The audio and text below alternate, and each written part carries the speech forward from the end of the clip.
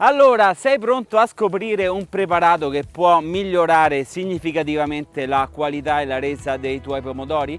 Se la risposta è sì, rilassati, non distogliere l'attenzione da questo video perché oggi veramente ti mostro un segreto che utilizzano i vecchi agricoltori che ti permetterà di ottenere quelle belle piante di pomodoro alte e soprattutto rigogliose. Direi di iniziare subito perché è arrivato il momento di portare i tuoi pomodori a un livello superiore. Andiamo!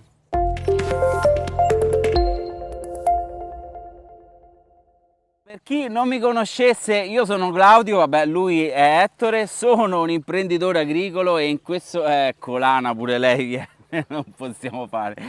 Allora, io sono Claudio, sono un imprenditore agricolo e in questo canale vi racconto di come coltivo il mio orto. Ragazzi, levatevi però, forza, forza! Cosa vedremo oggi? Ci tiriamo su perché qui è diventato impossibile. Allora, insieme scopriremo qual è l'ingrediente segreto del nostro preparato. Andremo a capire quali sono i vantaggi sulla coltivazione e soprattutto sulla coltivazione del pomodoro. 3. Andremo a capire come prepararlo e soprattutto come utilizzarlo nel campo. E poi ultimo, ma non di importanza, se deciderai di utilizzarlo, di metterlo in pratica, è meglio che senti alcuni accorgimenti. E mi raccomando, perché anche questa settimana mettiamo in palio il nostro sacco di humus di lombrico vermire, ma ti dico veramente tutto dopo. Adesso è proprio il momento di iniziare. Mi sono vestito a tema perché l'ingrediente segreto del nostro preparato non è nient'altro che il lievito di birra. Eccolo qua, ragazzi. E cosa fa il lievito di birra quando lo utilizziamo nell'impasto? Ma lo fa crescere, così come farà crescere sane e rigogliose le nostre piante, ma cerchiamo anche di capire quali sono i benefici.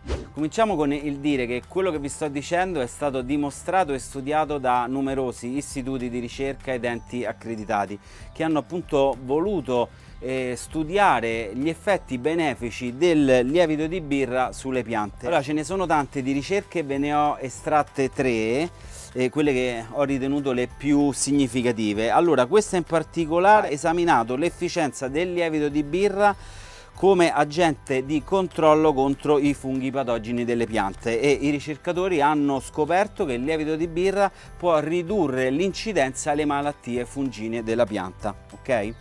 Un altro studio molto interessante invece del 2007 ha esaminato gli effetti del lievito di birra sulla crescita e sull'assorbimento di macro e micronutrienti, ed i ricercatori hanno scoperto che il lievito di birra può migliorare significativamente la crescita delle piante e aumentare l'assorbimento di alcuni nutrienti essenziali.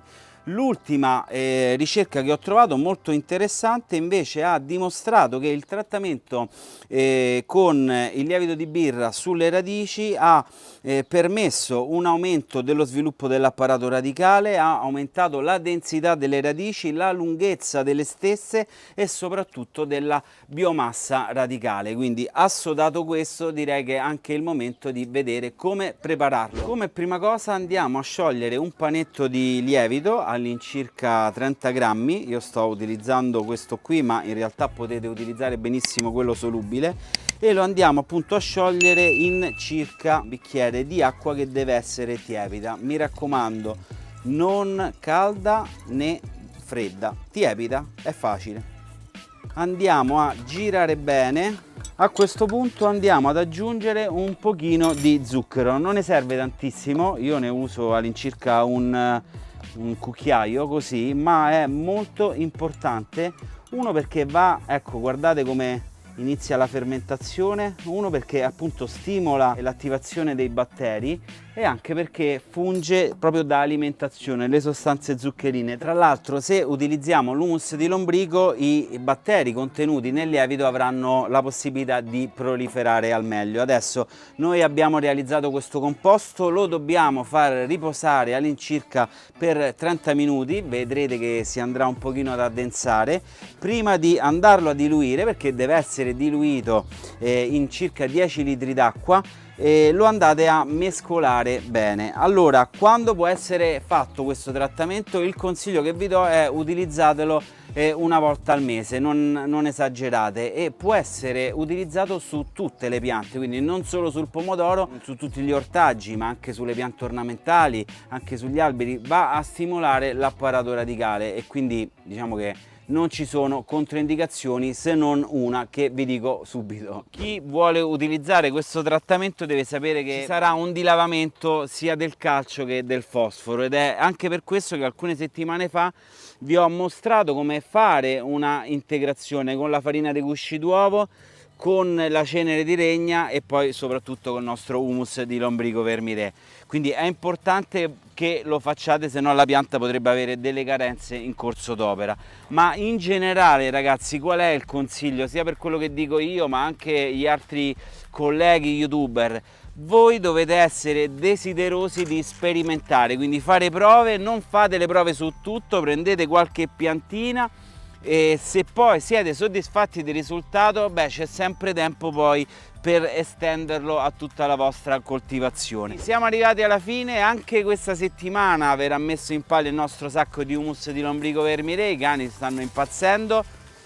Tra l'altro questa settimana saranno 2 i sacchi messi in palio, perché la scorsa settimana non ha vinto nessuno. Se li porteranno a casa coloro i quali indovineranno il primo e il secondo numero estratto sulla ruota di Napoli, e immaginate anche perché la ruota di Napoli. Anzi, tra l'altro, complimenti al Napoli e complimenti a tutti i tifosi. E niente, dovete scrivere nei commenti il primo trattino secondo numero, non serve questa settimana la ruota, e se fate ambo ve li portate a casa tutti e 2 i nostri sacchi di humus di lombrico.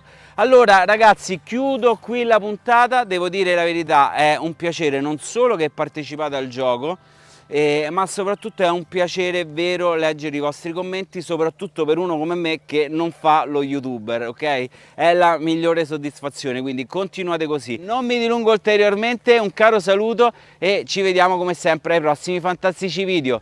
Ciao!